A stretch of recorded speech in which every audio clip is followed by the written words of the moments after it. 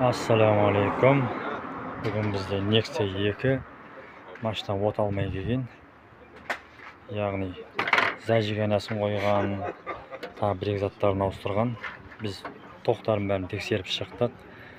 Iskrasi bar, benzin kelib tur. Biroq farsumkaga to'q kelmaydi. Ya'ni impuls кейбір уақытта группа контактіден болып қалады. Ол группа контактісі сау, плюсы кептір 12 вольт. Бірақ машина қолайды от алмайды.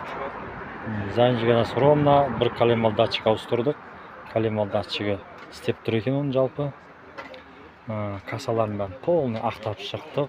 Біраз зерттедік. Компьютер ауыстырып көрдік. Компьютер ауыстырдық. Онда да нәтиже жоқ. Жалпы машина от алмайды. Форсункіге тоқ келмейді, в общем. Импульс келмейді форсункіге. Соны адам ойына келмейтін нәрсе екен.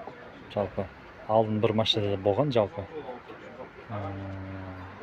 Ол кезде де сол заты болып шыққан, бірақ оған мән берген жоқпын мен. Бірақ ең соңғы момент қасымда Nexиядан алып, міне датчик абсолютный давление. Ар жақта магазин айтпайшы. Абсолютный Давление, датчик абсолютный давление. Қазір осы затын салдық. Машина бірден от алды. Альхамдулилля. Кім осындай жағдайға түсіп отса.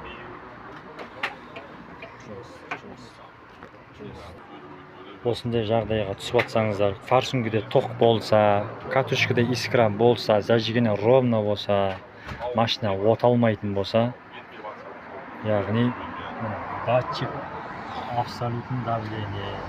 Осы датчикті ауыстырдым, қазір от алды, альхамдулилля. Жалпы сол, Аллах істеріңізге береке берсін, пайдалы етсін.